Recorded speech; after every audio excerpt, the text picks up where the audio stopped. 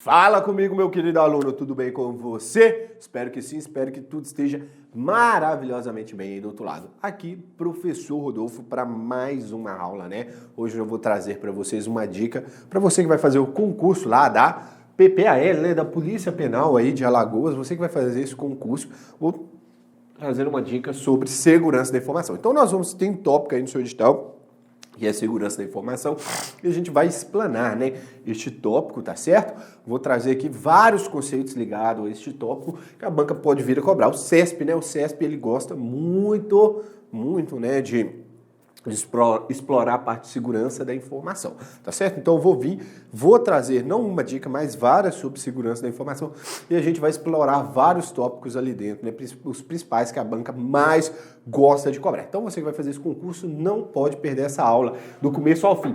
Galera, sempre fiquem atentos toda vez que tiver o tópico segurança da informação, principalmente que a banca for o CESP. O CESP adora segurança da informação e redes de computadores, dois tópicos que o CESP gosta demais de trazer questões, tá beleza? Então, nós vamos tratar aqui, sem mais delongas, vamos começar. Galera, é o seguinte, hein? A aula é 30 minutinhos, né? Vou dar aqui os primeiros 30 minutos, a gente vai falar de algumas questões básicas e depois nós vamos voltar para mais 30 minutos de aula. Hoje é só quadro, tá beleza? Então, vamos lá. Quando a gente fala em segurança da informação, tá certo?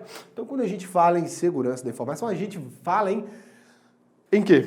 Em deixar algo seguro, né? Em deixar algo seguro, que seria deixar a informação segura. Então, quando a gente fala em segurança da informação, a gente fala em preservar determinadas características. Então, a segurança da informação, eu vou abreviar, né, como SI, tá ok?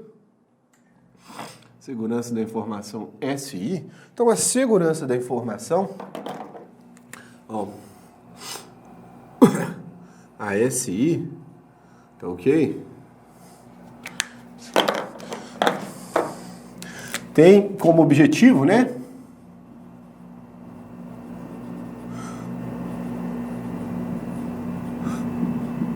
Objetivo proteger, né? As características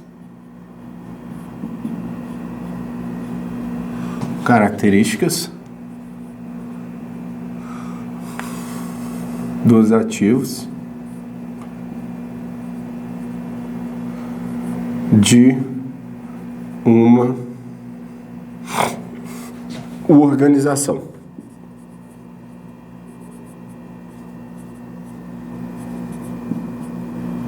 Então, quando eu trabalho, né, com segurança da informação, então qual que é o objetivo da segurança da informação?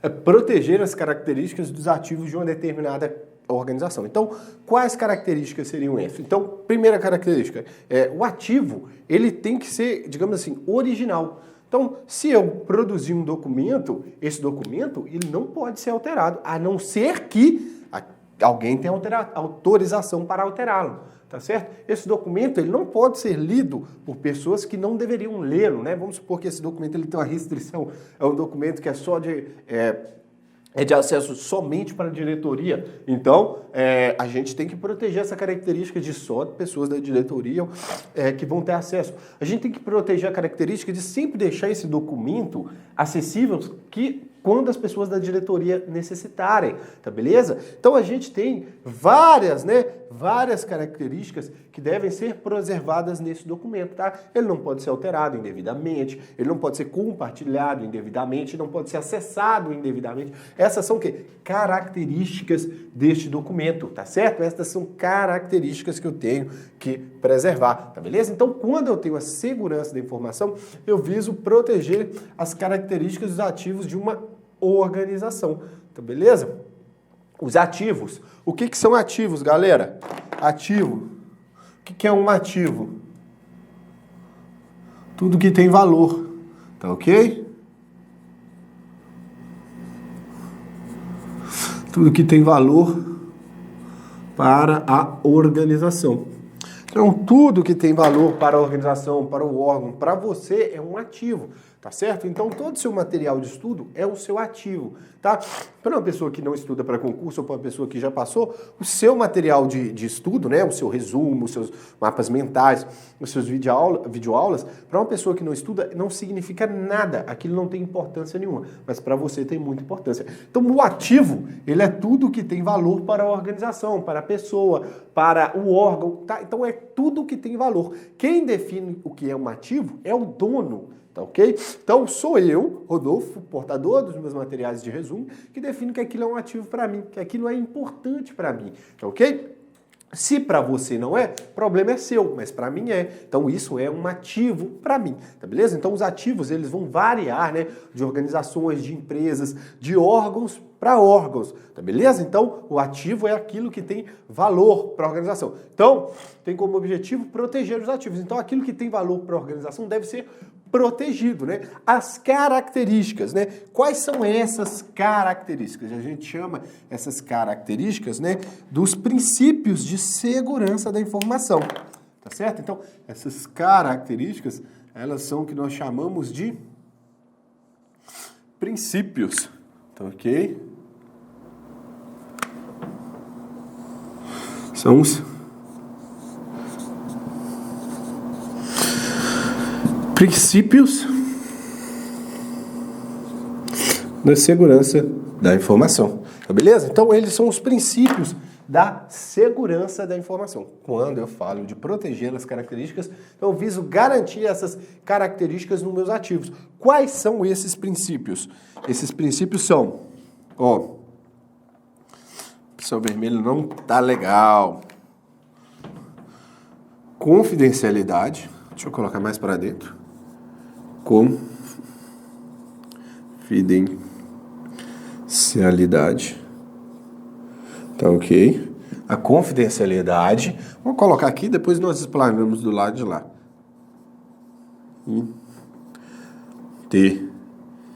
Integridade.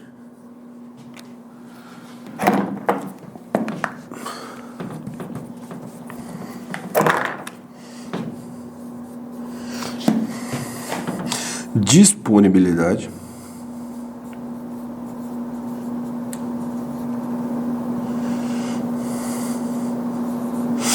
Disponibilidade e a autenticidade.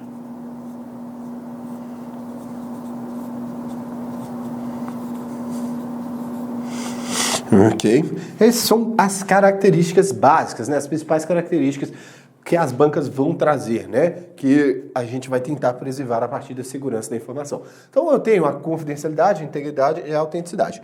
Esses 4 princípios, né, que nós chamamos de princípios de segurança da informação, eles formam aquilo que nós chamamos de SIDA, tá? Eu chamo de SIDA. Eles formam aquilo que eu, Rodolfo, chamo de SIDA, tá ok? Professor, já vi gente falando no mnemônico dica, tá beleza? Já ouvi falando no mnemônico dica. É um mnemônico que é válido também, DACI, enfim, qualquer coisa é válida.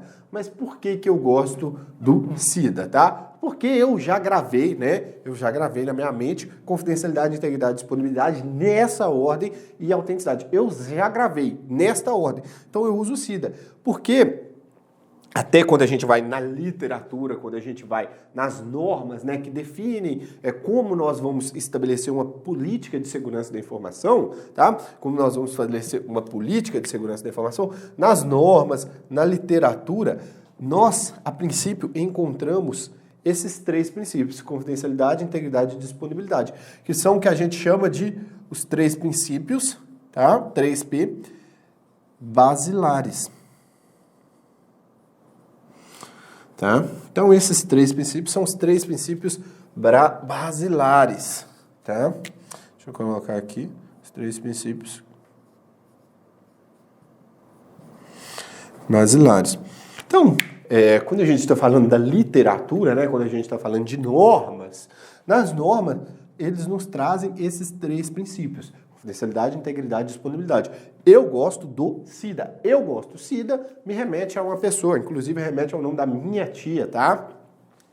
O apelido da minha tia é Cida. Então, Cida, e aí já me remete, né, como eu gravei confidencialidade, integridade, disponibilidade e autenticidade, que se a questão, e já houve questão falando isso, vier falando em 3 princípios basilares, ela está falando de confidencialidade, integridade e disponibilidade, tá beleza? A autenticidade, ela vem com o tempo, tá beleza? Com o tempo, a autenticidade, ela vem, as bancas trazem o princípio da autenticidade, tá beleza? As bancas trazem o princípio da autenticidade, mas se a banca falar, né?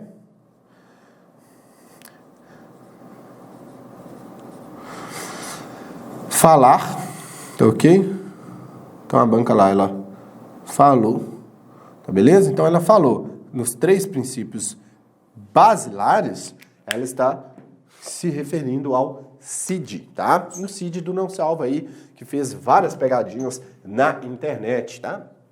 Quem não conhece o Cid do Não Salvo provavelmente já conheceu 2 grandes memes dele, que é o Cala a Boca Galvão, tá? Então foi o Cid do Não Salvo que fez o Cala a Boca Galvão.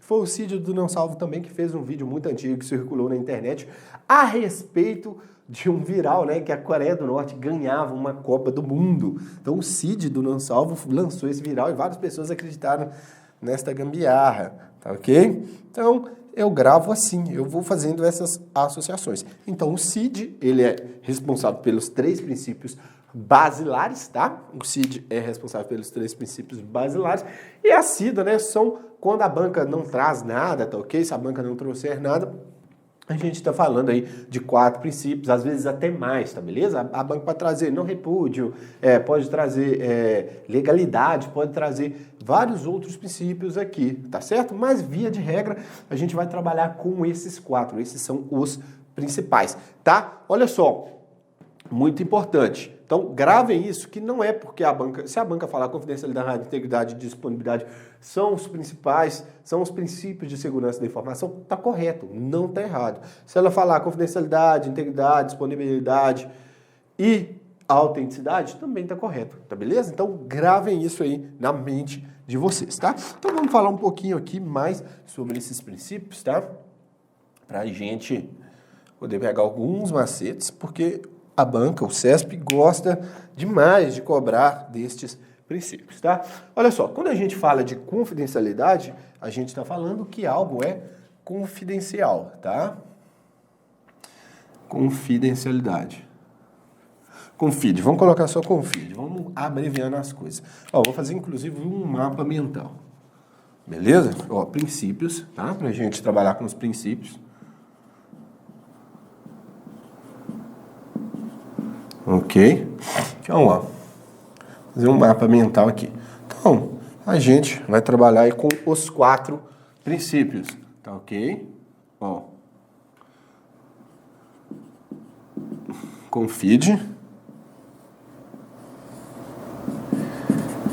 integre, tá? Dispe, beleza? E autente, tá? E autente. A gente tem esses 4 princípios, vamos trabalhar com eles aí no nosso mapa mental.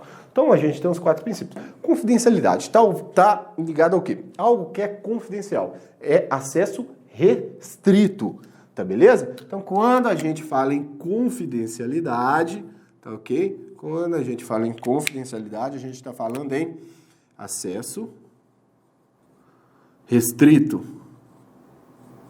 Tá certo? Então, só pessoas autorizadas vão poder acessar essa informação. Então, vamos supor que a informação ela tem um nível de acesso que só a diretoria vai poder acessar. Então, ela tem uma restrição de acesso a nível de diretoria.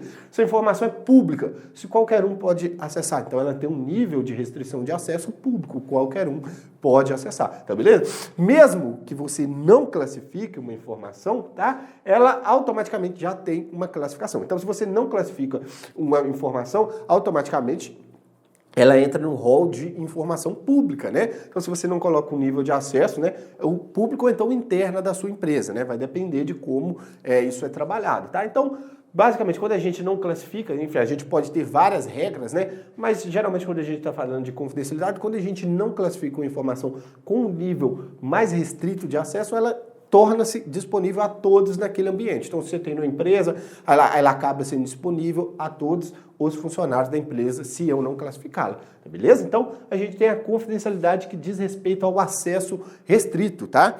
Como que eu garanto a confidencialidade? A confidencialidade, ela vai ser garantida com a criptografia, tá beleza? Criptografia, tá? Então, a confidencialidade, ela é garantida pela criptografia. A criptografia, o que é a criptografia, galera? É quando eu aplico um algoritmo matemático, né, em um documento, enfim, em um arquivo, em uma unidade de disco, eu aplico um algoritmo matemático e esse algoritmo vai embaralhar aquele conteúdo, tá certo? O algoritmo, ele vai embaralhar aquele conteúdo. A criptografia, ela é composta de um algoritmo, tá ok? A criptografia, ela é composta de um algoritmo.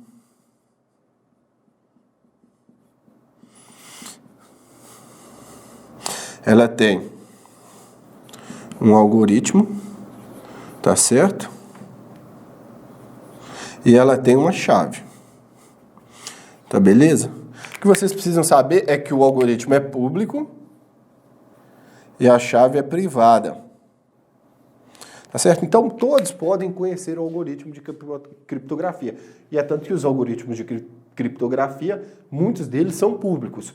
Porém, a chave ela é privada. A chave é minha, só minha. É igual, por exemplo, a porta da sua casa lá, a fechadura. A fechadura, qualquer um que está na rua pode passar, olhar e tentar enfiar uma chave ali para abrir. A fechadura é pública, tá beleza? Porém, a chave que você tem para abrir, ela é privada, ela é só sua, só você que tem aquela chave, tá beleza? Então, os algoritmos são públicos, tá? E as chaves são privadas. Então, não tem problema as pessoas conhecerem os algoritmos desde que a chave seja privada, tá? Então, quando a gente aplica a criptografia, a gente tem um algoritmo que vai servir, né, para embaralhar essa informação e a gente tem uma chave que vai ser aplicada nesse algoritmo para definir como vai ser feita esse embaralhamento das informações. Então, quando a gente fala em confidencialidade, a gente está falando em acesso restrito, tá beleza? Acesso somente por pessoas autorizadas, tá? Acesso somente por quem tem autorização. Então, a gente garante isso com a criptografia, tá? Imagina o seguinte, que eu quero enviar uma informação através da internet, né?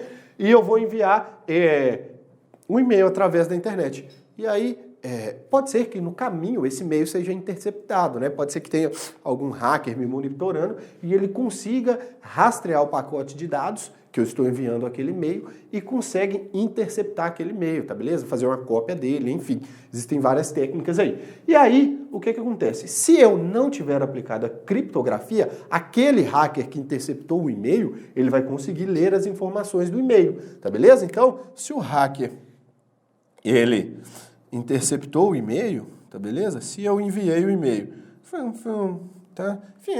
O e-mail tá indo. Se o hacker veio aqui e interceptou esse e-mail, tá certo? Se o hacker interceptou esse e-mail,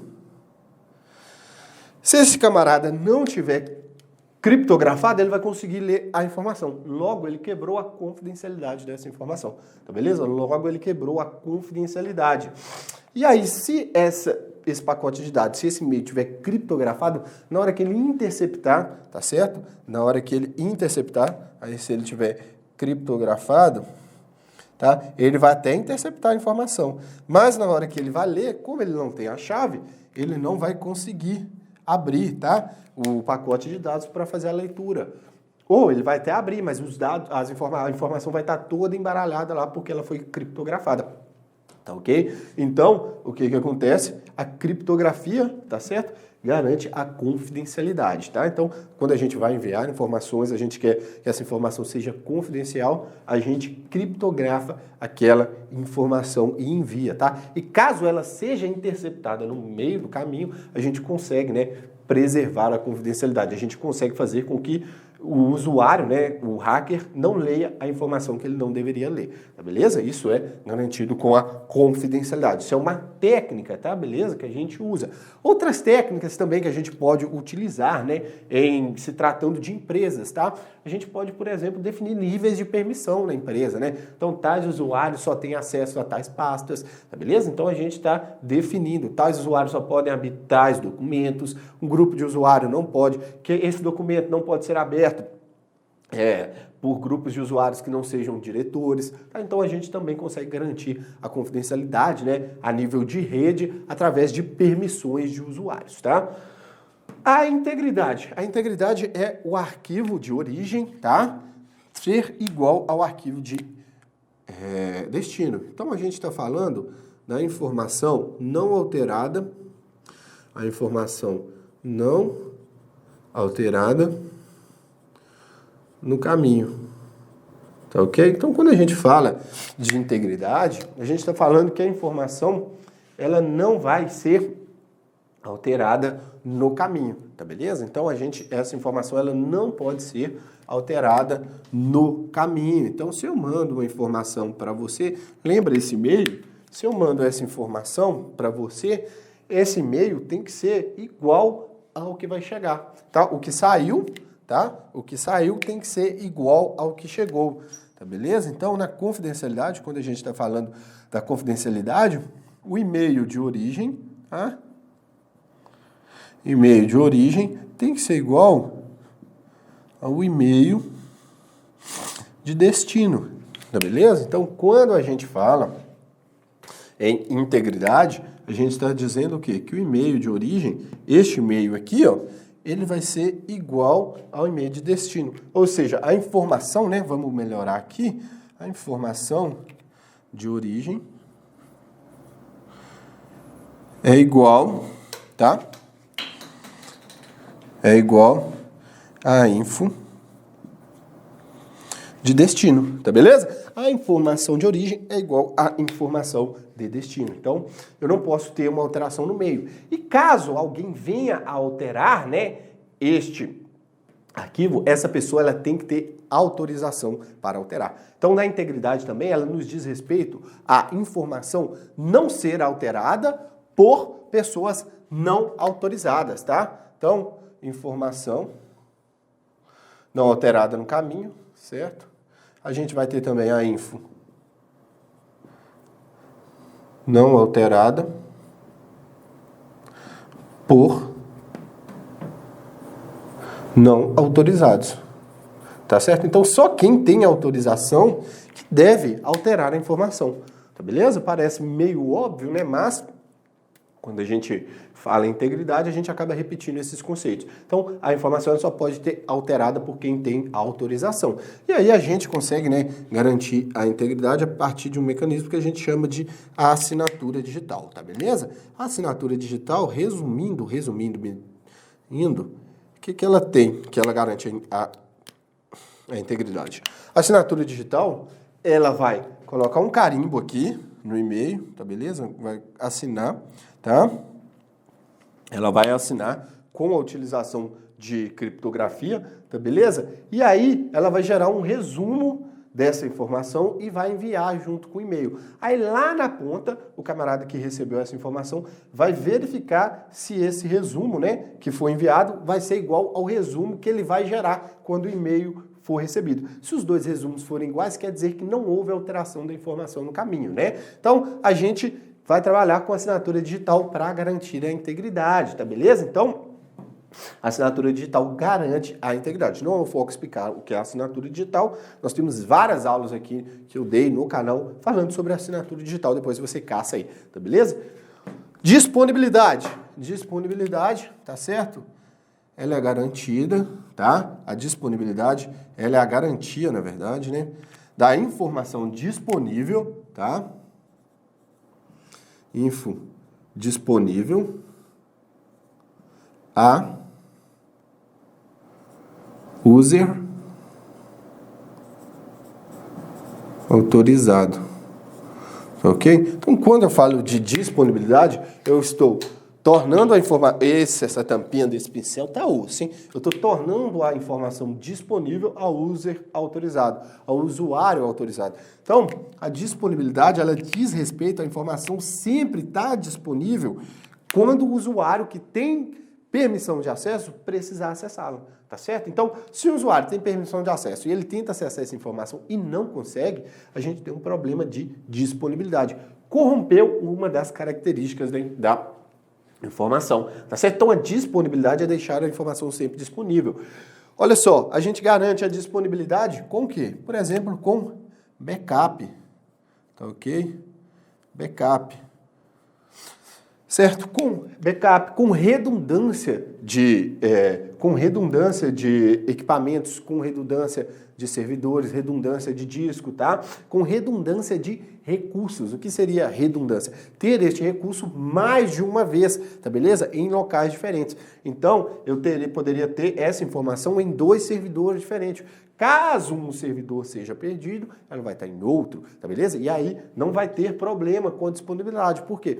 Se eu perder essa informação em um servidor, eu vou lá e recupero ela em outro servidor, tá beleza? Então o backup também é uma redundância, tá? O backup ele é uma redundância, porque quando eu faço backup, eu tenho essa informação que está lá no que a gente chama de produção, você está utilizando ela, e eu tenho essa informação no backup. Então é uma redundância, eu tenho informação 2 vezes, no mínimo, tá beleza? Então eu vou estar com ela lá em produção, sendo trabalhada, e eu vou estar com ela lá no backup, guardadinha, caso eu perca aquela informação. Então o backup também é uma redundância. Então quando a gente faz redundância de recursos, né? Quando a gente tem a redundância de recursos, a gente garante a disponibilidade, tá beleza? Se a gente tem, por exemplo, 2 servidores, um site, eu tenho uma empresa que tem um site de vendas, se eu tenho só um servidor no qual esse site é armazenado, se o servidor cair, por exemplo, sofrer um ataque de DDoS, esses ataques que derrubam sites, se o servidor cair, eu tenho um ataque, eu tenho um princípio ferido, que é a disponibilidade, que o servidor não vai ficar acessível.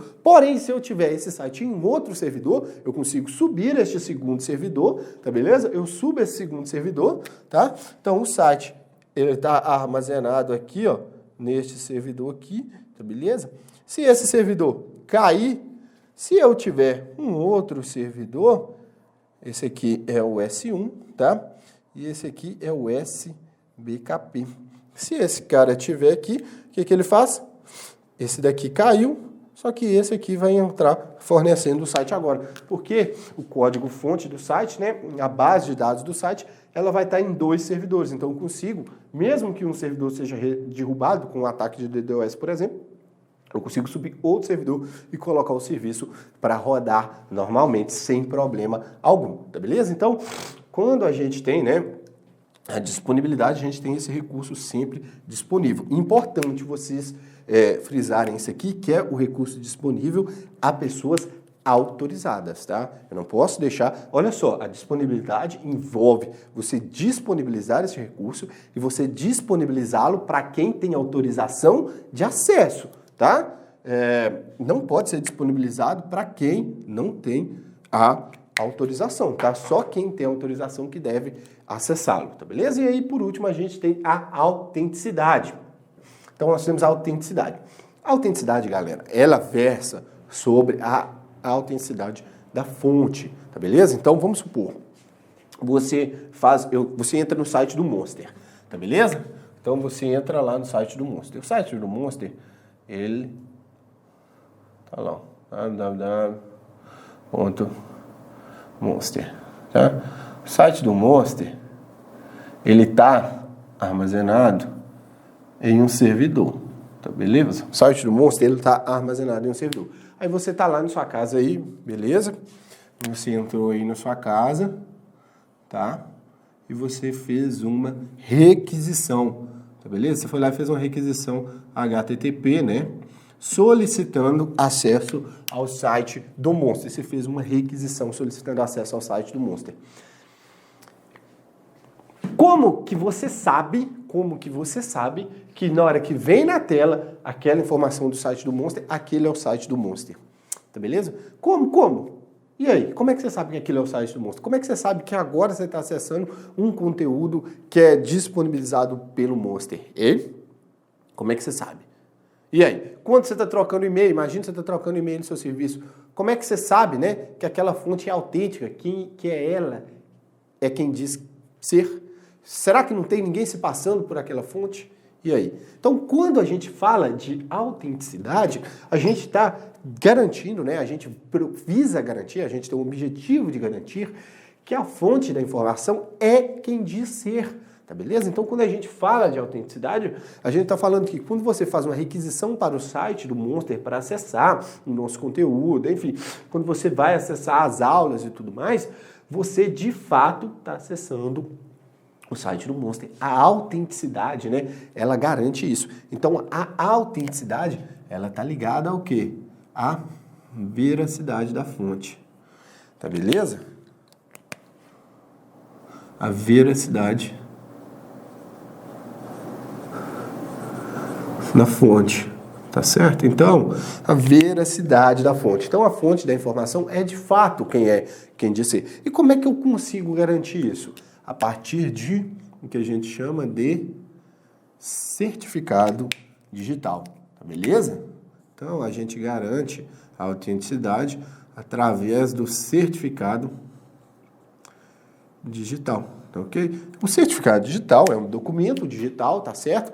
Que ele equivale, né, a uma identidade digital. No certificado digital, pessoas jurídicas e pessoas físicas podem ter certificado digital. Lá nesse certificado digital vão ter várias informações que vão comprovar que eu sou eu, tá beleza? Seria como você apresentar, né, a sua carteirinha de identidade, a sua carteira de motorista, para confirmar que você é você. O certificado digital, ele serve para garantir a autenticidade, tá beleza? Então, o certificado digital me garante, né, quando eu vou acessar um site, quando eu vou acessar o site do Monster, né, hoje, todos os sites praticamente têm certificados digitais, né, para garantir, né, a autenticidade, para garantir que eles são sites autênticos, né?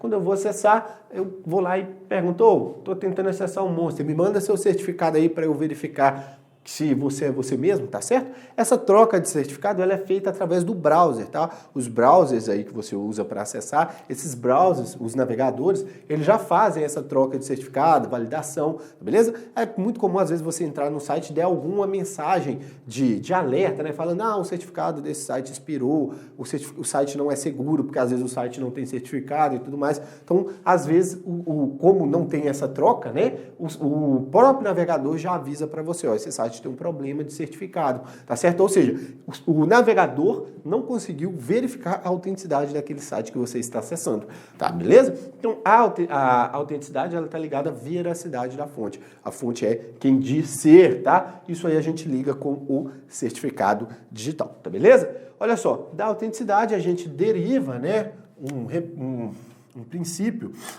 que é o não repúdio, tá beleza? Então, como eu consigo garantir a autenticidade da fonte, tá beleza? Tanto da fonte que envia quanto da fonte que recebe a informação, eu não consigo repudiar uma informação, tá certo? O que é uma nota de repúdio, galera? Quando alguém tá aí, vai lá e fala uma merda na internet, fala uma merda na televisão, aí, sei lá, a empresa na qual ela trabalha, uma associação que foi ofendida por essa pessoa, lança uma nota de repúdio. Ou seja, a pessoa falou uma coisa, porém, as pessoas ao redor estão se desvinculando daquilo que aquela pessoa falou. Tá beleza? Olha só, gente, esse cara falou uma merda, esse cara foi preconceituoso, esse cara é um babaca, tá beleza? E nós não concordamos com ele. Nós estamos nos desvinculando desse cara, tá beleza? Esse cara trabalha na minha empresa, mas eu não sou responsável por essa opinião que ele emitiu. Esse cara é da minha associação aqui, mas nós não representamos, nós não temos essa opinião que ele tem. Então eu tenho uma nota de repúdio sobre algo que uma pessoa falou.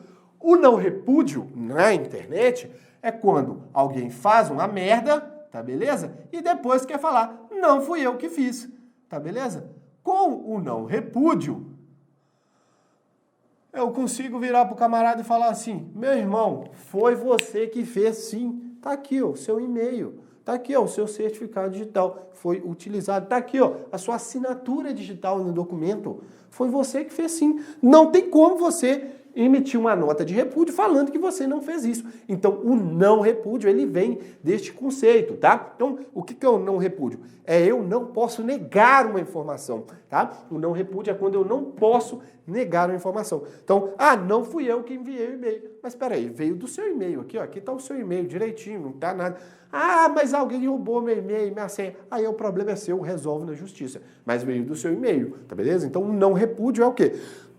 É o cara enviar a parada e falar que não fez. Enviou o e-mail, vai lá e apaga o e-mail. Apaguei o e-mail, não tem. Mas lá na minha caixa o cara me envia o e-mail me xingando e apaga o e-mail. Mas lá na minha caixa eu tenho o e-mail registrado com o endereço dele, tudo direitinho, e eu mostro aqui, ó, ele me enviou. Não tem como ele repudiar, por quê? Não tem como ele falar que não foi ele, por quê? Porque tá o e-mail dele lá, tá beleza? Então o não repúdio, o cara não consegue negar a informação, tá beleza? Então, deixo aqui para você é o nosso mapa mental dos princípios, tá beleza? Olha só, terminando aqui os princípios aqui, a gente volta aí na segunda parte da aula, nós vamos falar aqui mais alguns conceitos para vocês, tá beleza? Vamos falar aí da parte de segurança da informação, dos vírus aí, os vírus, os códigos maliciosos que a banca gosta de cobrar na prova, tá beleza?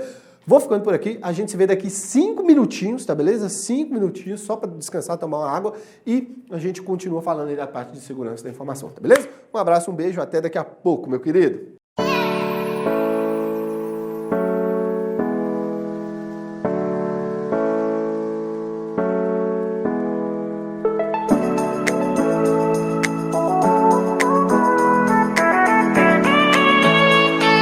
E aí galera, tudo bom com vocês? Meu nome é Gabriel Santos, sou daqui de Águas Formosa, sou policial penal, fui um dos primeiros alunos do Davi, do Monster, lá no começo, quando tudo começou.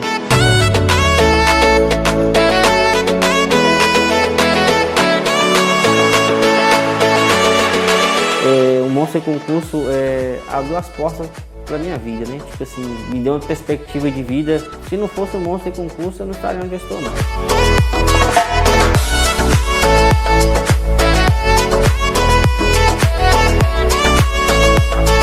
Assim, devo muito, né, à equipe, porque igual eu não sabia nada, não tinha conhecimento nenhum de direito. Claro que tem a minha dedicação, mas se não fosse por eles, eu hoje não estaria aqui. E é um sonho estar aqui, fico muito feliz, honrado. Além de tudo, fiz muitos amigos nessa caminhada toda aí, né, com os professores, né, com a equipe.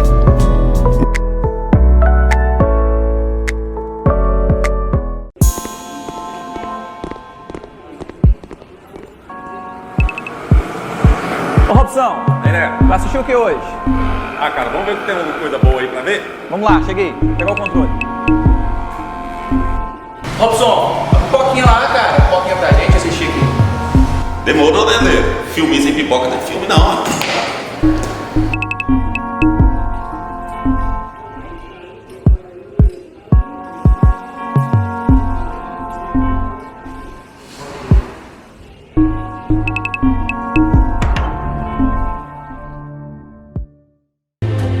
There's no doubt our attractions will drive kids out of their minds. Grandpa! We're gonna make a fortune with this place. Calma, Robson. Isso não é o que você está pensando. Isso é a maior plataforma gratuita para concurso público do Brasil, Monsterflix, meu querido.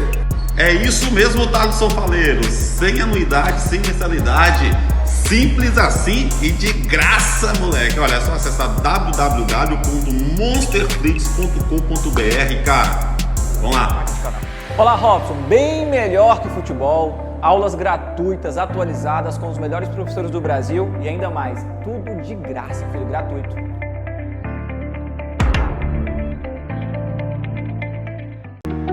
Não perca tempo e adquira agora mesmo a nossa assinatura ilimitada.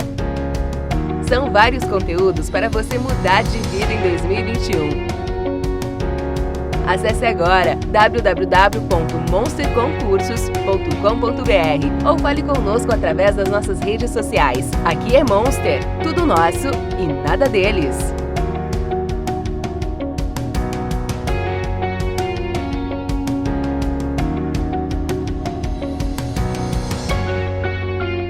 Fala comigo, meu querido. Estamos de volta aqui na agilidade, tá beleza? Para nós continuarmos a nossa aula aí, dica da PPI. Tá? Nós vamos falar de segurança da informação. Então, trouxe para vocês princípios de segurança da informação, coisa que a banca gosta de cobrar, tá?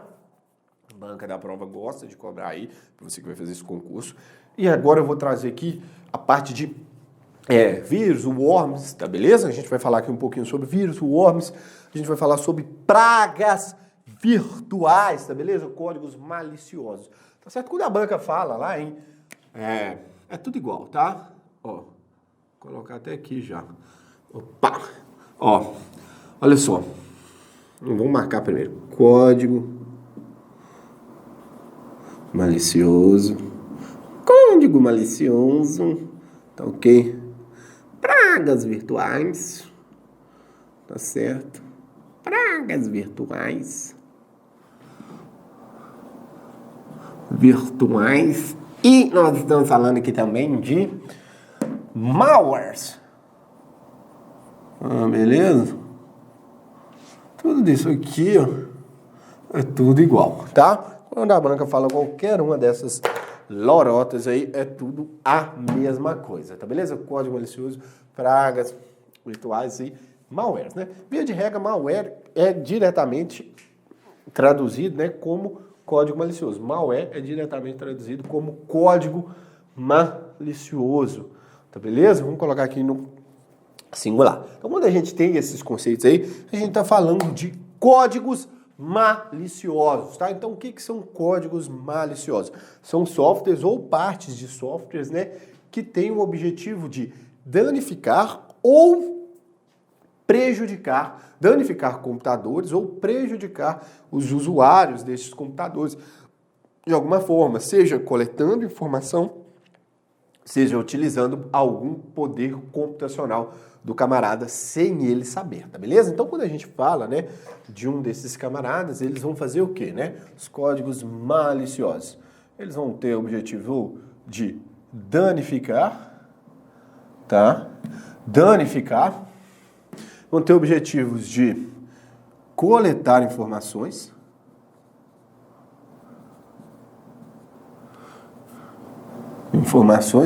ou então, né? Ou então eles vão ter o objetivo de o quê? Roubar processamento. Tá beleza? Muito comum, né? Hoje a gente tem código malicioso que rouba processamento para fazer mineração de criptomoedas, tá? Então, rouba processamento, né? Pode ser recursos computacionais em gerais, tá? Mas o mais comum é roubar processamento. Mas pode roubar espaço em disco, pode roubar largura de banda, enfim, largura de rede, enfim, não interessa. Mas o mais comum é roubar processamento. Então, o código malicioso, ele geralmente, ou ele vai danificar o seu computador, como os vírus fazem, tá beleza? Como os vírus fazem, os ransomwares fazem, tá beleza? Eles, de certa forma, danificam o seu computador. Rootkit também fazem isso. Coletam informações, tá beleza? Os rootkits, eles podem coletar informações, os spywares coletam informações, tá beleza? E aí eles enviam essas informações para outras pessoas e eles podem roubar os processamentos, né? Eles podem roubar o seu processamento, tá? O bot, por exemplo, ele consegue roubar o seu processamento, para fazer ataque dele, o ransomware também, ele consegue roubar processamento para minerar, tá? Para minerar criptomoedas, enfim. A gente tem vários códigos maliciosos e cada um vai tendo uma função, tá beleza? Então, quando a gente fala em código malicioso, praga virtual, malware, é tudo a mesma coisa. São códigos, né? São programas ou códigos inseridos em programas, tá? Então, são programas, são softwares ou trechos de códigos inseridos em softwares que vão ter essas ações, tá certo? E aí, dentro dos códigos maliciosos, vou trazer alguns para vocês que as bancas gostam demais de brincar com eles, tá? Então vamos lá. Vamos fazer então mapa mental? Vamos? Gostei daquele mapinha ali. Então, vamos colocar aqui os malwarezinhos aqui, tá? Aqui, ó. Os malware. Porque aí o mapa mental ele fica bem resumido, tá, galera? O objetivo do resumo é o quê? Resumir. Tem gente que faz resumo e ele é maior do que o material original. o objetivo do mapa mental é ser mais resumido ainda do que o resumo, tá? Então, quando a gente fala de malware, né, vamos colocar aqui, ó, um que as bancas gostam muito.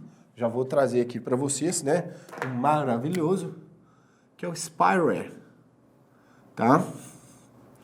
Spyware.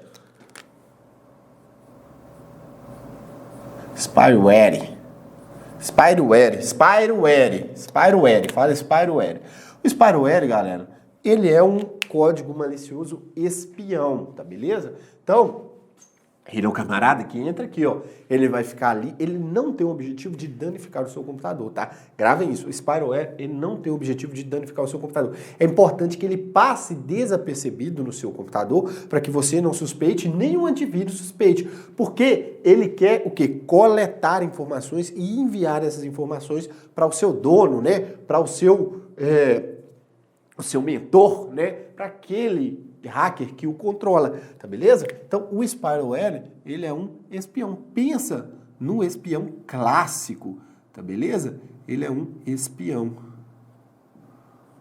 tá beleza?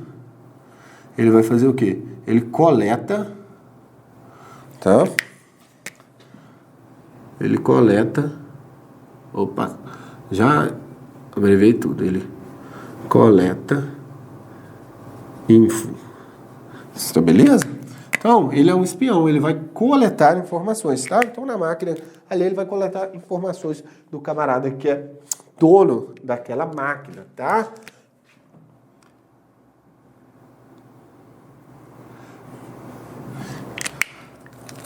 Ele envia, né,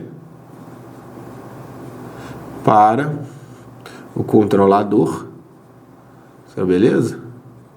Ou seja, quem é o responsável por ele. Então ele coleta informações e envia para o controlador, tá? O spyware, né? A gente tem... Os spywares, eles podem ser...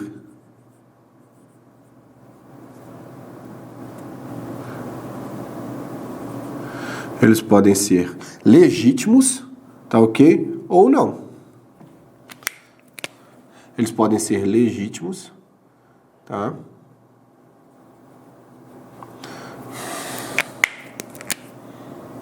Ou não legítimos, tá beleza? Legítimos ou não. Legítimos ou não, tá beleza? O que seria um spyware legítimo? Seria um que, por exemplo, o seu chefe instala lá na máquina, nas máquinas da empresa, tá certo? Então, para quê? Para monitorar o que os funcionários estão fazendo.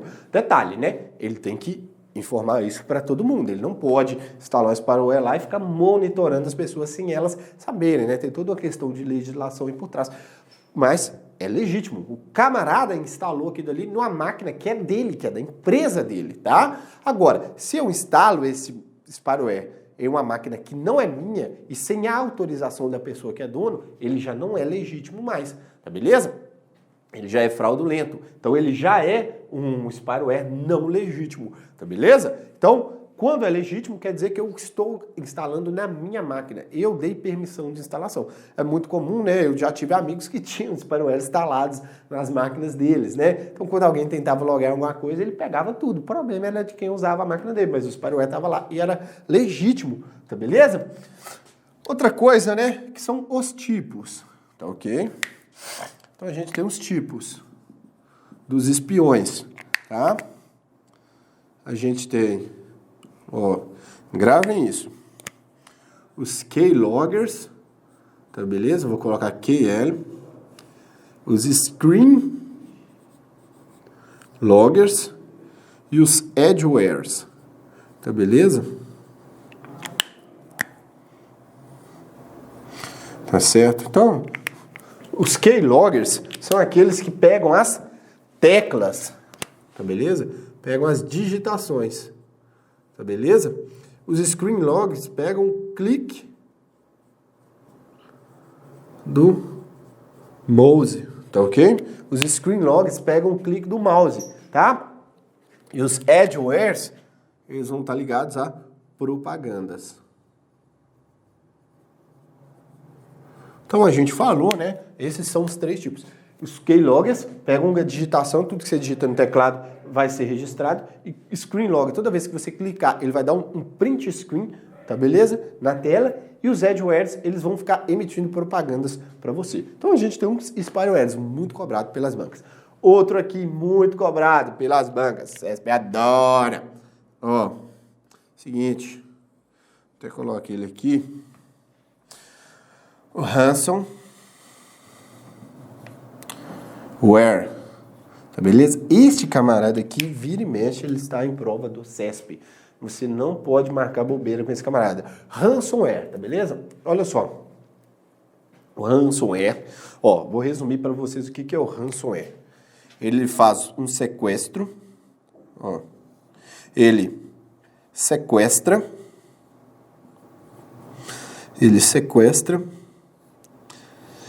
e pede resgate, certo? O que é isso, professor? Porque como assim ele sequestra e pede o resgate? O ransomware, ele é um tipo de spyware que ele vai infectar os arquivos do seu computador e ele vai bloquear o seu acesso a esses arquivos, tá beleza? Então ele vai infectar o seu arquivo, os arquivos, as pastas, enfim, unidades de disco e vai bloquear o seu acesso àquela unidade, aquela pasta. Então ele sequestrou aquela unidade para ele. Agora é dele, tá beleza? Ou seja, dele, no caso, o controlador, tá? Quem infectou. E aí ele pede um resgate, geralmente criptomoedas, ok? A gente tem ocorrido muitos problemas, cara. A gente tem visto muitas empresas sofrendo com ataques de ransomware, tá? Ó, JBS recentemente teve problemas com ransomware, teve que pagar bilhões para poder ter seus dados liberados. JBS teve uma outra empresa, se eu não me engano, Klabin também, outra empresa muito grande, brasileira. Enfim, a gente tem várias empresas gigantescas hoje no Brasil passando por problemas com ataques de ransomware, tá beleza? Os ataques de ransomware que vão lá, bloqueiam as informações, bloqueiam o acesso, pode bloquear uma base de dados, pode bloquear informações confidenciais, enfim, informações de negócio, pode bloquear várias coisas, e aí a empresa perde o acesso, tá beleza? Ele vai bloquear e aí ela vai perder o acesso, ela só vai voltar a ter o acesso se ela pagar um resgate, tá? E esse resgate é um dinheiro, tá ok? Em forma de criptomoedas. Então, olha só, é como um sequestro mesmo. Quando alguém sequestra, um bandido sequestra uma pessoa, você não tem acesso àquela pessoa e você só vai conseguir vê-la, né? Provavelmente, né, existe a possibilidade ainda dos sequestradores não entregarem se você pagar um resgate, tá beleza? Só se você pagar um resgate. Então, o ransomware sequestra, pede um resgate. Então, olha só, ele sequestra, ele vai fazer o quê? Impede o acesso, tá? Impede acesso, tá beleza? Impede acesso ao arquivo, né? Pode ser arquivo ou pasta infectado, tá ok? Então, ele impede o acesso ao arquivo. Pode ser arquivo, pasta, documento, unidade de disco infectado, tá certo? Você não consegue acessar. E aí a gente tem 2 tipos de ransomware, tá beleza? 2 tipos, tá? Então, gravem isso. Tipos, tá ok? A gente tem o locker e a gente tem o cripto, tá ok? Então, a gente tem o locker, tá? E a gente tem o cripto, tá ok? Então, o locker, ele vai bloquear somente, tá? Bloque simples, tá? Vamos dizer que é um bloco simples. E a gente tem o cripto, que é o bloco com criptografia, tá ok? Deixa eu melhorar a letra.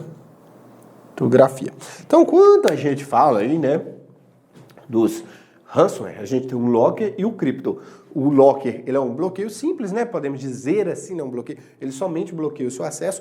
E o cripto, ele bloqueia o seu acesso através de criptografia, que é pior ainda. Para você desbloquear, você vai precisar ter a chave criptográfica. Nós já falamos lá na primeira parte da aula, né? Que o quê? Uma criptografia ela é composta por um algoritmo e por uma chave. O segredo da criptografia ele está na chave. Então, quando o cara bloqueia o seu arquivo, a sua unidade de disco, através de criptografia, você só vai conseguir desbloquear essa desgrama se você tiver a chave para reverter a criptografia. Tá beleza? Então, ele utiliza essas duas técnicas. Detalhe, CESP adora. Já caiu em várias provas. Caiu na PMTO recentemente, cantei a bola. Galera, fiquem espertos com isso que o CESP adora perguntar isso. Olha só. Proteção. Como se proteger, tá? Proteção. A proteção contra um ransomware. A proteção contra o ransomware que o CESP mais gosta de cobrar é o quê? É o backup, tá? O melhor jeito de se proteger contra um ataque de ransomware é tendo backup dos seus dados, tá? Isso é pacificado pelo CESP. O CESP já perguntou isso várias vezes. Você não pode perder isso de vista. Então, a melhor forma de você ter uma proteção é você ter um backup. Imagine que o cara, ele aplicou uma criptografia, você só consegue reverter essa criptografia se você tiver a chave, e aí para você ter a chave, você paga o resgate. Porém, se você pagar o resgate, você não tem certeza 100% de que o cara vai te dar a chave, tá beleza? Ou que ele vai te dar a chave correta, tá bem? Por quê? Porque o cara é bandido, caramba. O cara te roubou. Pode ser que ele te passe a perna 2 vezes, tá beleza? Pode ser que você pague e ele não te devolve, tá ok? Desde quando bandido tem honra, tá certo? Se ele tivesse honra, ele não tinha te roubado, caramba. Então, você pagar o resgate não é a melhor forma de você recuperar os seus dados. A melhor forma, segundo o CESP, é você ter um backup, tá? Se você tem um backup de um arquivo, imagina, você fez um backup ao meio-dia, o seu computador foi infectado, você tem um backup daquele arquivo, você liga o foda-se, exclui aquele arquivo, apaga ele, remove ele com um antivírus e restaura o backup, tá beleza? Você vai ter 1 minuto de perda, tá? Dependendo de como for o arquivo, enfim. Dependendo das transações e tudo mais, você vai perder muito pouca coisa, tá beleza? Então a melhor forma aí, segundo o nosso CESPão da massa, é o backup. Proteção contra o ransomware tem que ter backup, tá ok? Então o CESP gosta demais de perguntar sobre ransomware, tá beleza? Então nós temos aí outro malware que a banca gosta, tá? Vamos falar aqui de um aí, né? Que as bancas gostam, o CESP também gosta de trazer aí, eventualmente, que é o que a gente chama de worm, tá? E aí dentro do worm eu vou trabalhar o conceito de vírus, tá? O worm. Galera, quando a gente fala de worm, a gente está falando de um código malicioso que ele tem algumas características muito específicas, tá? E que as bancas vão trabalhar essas características. Primeira característica, o worm, ele é autorreplicante, tá? Então, o que é ser autorreplicante? O ransomware, ele infecta outro arquivo, tá beleza? E aí, a partir do momento que ele infecta um arquivo, tá certo? O ransomware, ele caiu na máquina aqui, tá beleza?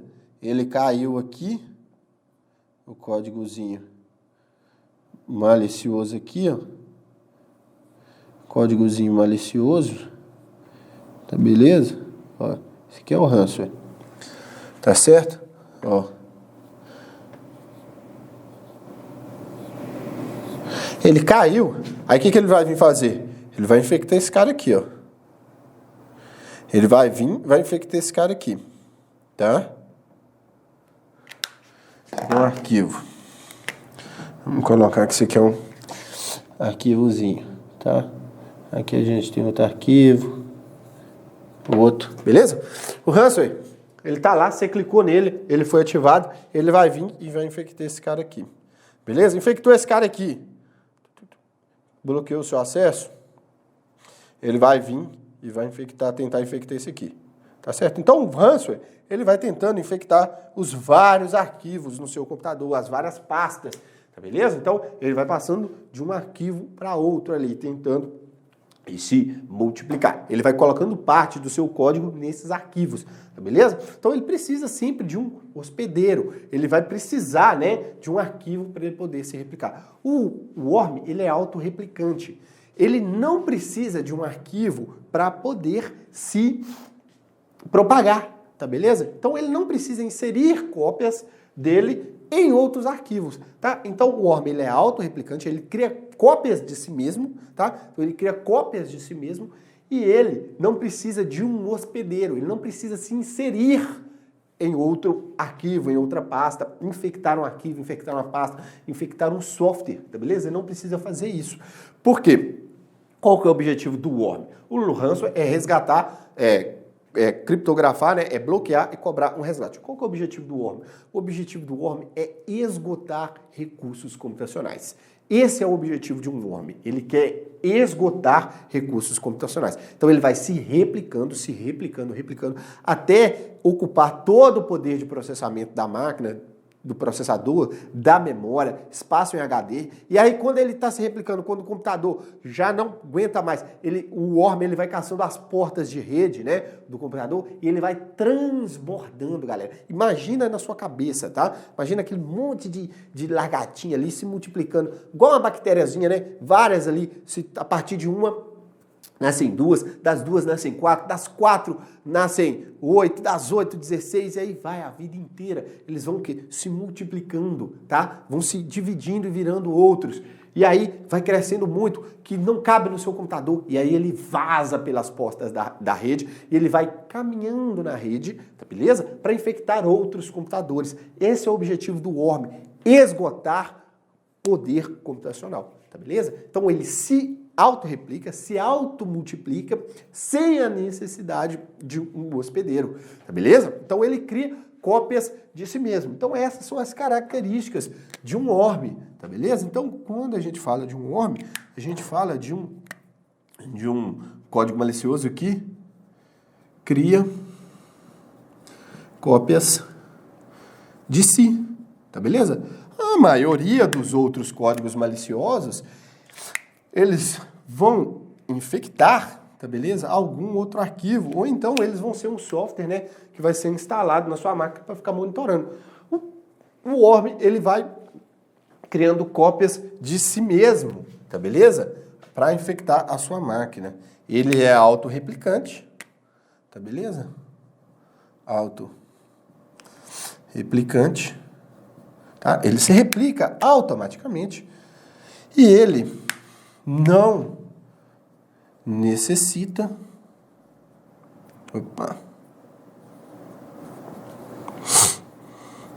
de um hospedeiro, tá ok? Ele não necessita de um hospedeiro. O worm, galera, deixa eu colocar aqui, de um hospedeiro. Outra característica do worm, né, é que ele é autoexecutável, tá? Autoexecutável. A maioria, galera, dos outros códigos maliciosos, a gente vai baixar um arquivo infectado e aí a gente vai executar esse arquivo, tá beleza? A maioria dos outros códigos maliciosos. A gente baixa um arquivo infectado e aí a gente vai o quê? Executar este arquivo, tá ok? E aí, este arquivo vai infectar os outros. O worm, se você tiver um pendrive que esteja infectado, ao conectar esse pendrive no seu computador, a infecção já começa, tá beleza? Por quê? Porque ele é autoexecutável, tá? Ele precisa de uma ação simples. Enquanto nos outros códigos maliciosos, se você baixar e não executar aquele código malicioso, não vai acontecer nada. Agora, se você baixou o arquivo infectado e executou, aí ele começa o processo de infecção, tá beleza? Então, o worm, ele é auto-executável, tá beleza? E para nós finalizarmos, né, o último código malicioso, né, que o CESP gosta bastante, tá? O último código, que é o rootkit, tá? O rootkit, ele é um conjunto, tá? Ele é um conjunto, é mais avançado, tá? Rootkit é mais avançado. Ele é um conjunto de técnicas e softwares, tá? É um conjunto. A gente fala que ele é um conjunto de técnicas e códigos, tá beleza? Então ele vai ser um conjunto de técnicas e códigos. O rootkit, ele tem a característica de fazer alterações profundas no sistema operacional, tá beleza? Ele faz alterações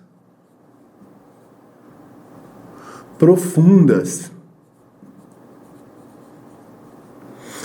no SO, tá beleza? O rootkit, ele faz alterações profundas no SO. Ele altera os registros do Windows, ele apaga arquivos do Windows, tá beleza? O rootkit, ele consegue se esconder, tá beleza? O rootkit, deixa eu colocar aqui no SO. Vamos colocar só alterações profundas. E aqui eu vou colocar, ó, que ele consegue se esconder.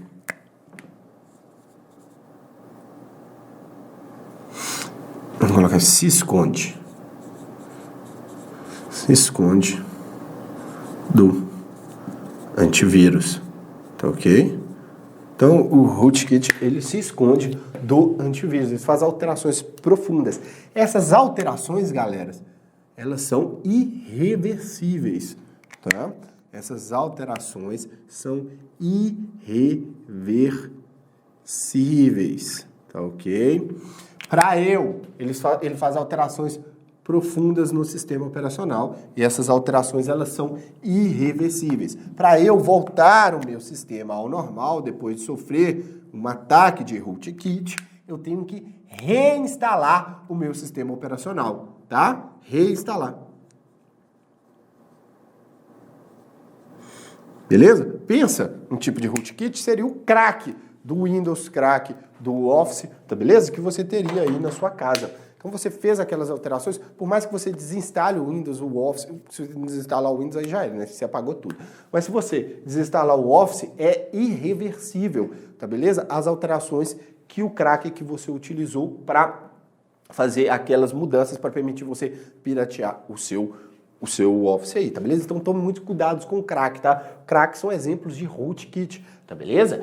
Quando você craqueia o sistema operacional, por mais que você atualize, as alterações que você fez vão estar ali, tá certo? Então ele faz alterações profundas, é um conjunto de técnicas e códigos, né? Codificação, que faz alterações profundas, irreversíveis no sistema operacional, e os rootkits conseguem, né, se esconder de antivírus, tá? Eles fazem alterações tão profundas que eles conseguem se esconder no antivírus, e eles conseguem permitir com que outras pragas virtuais consigam acessar o computador. Então eles conseguem abrir portas para outras pragas virtuais, para outros códigos maliciosos, tá? Então fiquem atentos aí com os cracks que vocês usam nas máquinas de vocês, tá beleza? E aqui, ó, nós falamos na segunda parte sobre os malware, sobre os códigos maliciosos. Aqui, ó, um resumão, tá beleza? Só tá resumido. Aqui nós falamos desses aqui, ó, que são os que a banca tem mais cobrado ultimamente, tá beleza? Fica atento aí nessa questão aí que a banca vier trazendo para você, tá? Spyware gosta muito, ransomware,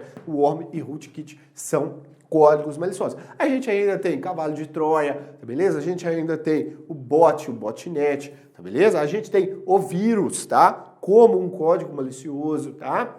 A gente tem outros, mas eu trouxe esses para vocês que são os que mais têm caído em prova, beleza? Então fiquem atentos aos detalhes. Se for falada alguma dessas características, é de algum destes códigos maliciosos que a banca está falando, tá beleza? Galera, eu vou ficando por aqui, vou encerrando essa dica, espero que você tenha gostado, espero que eu tenha te ajudado, tá beleza? A gente se vê numa próxima.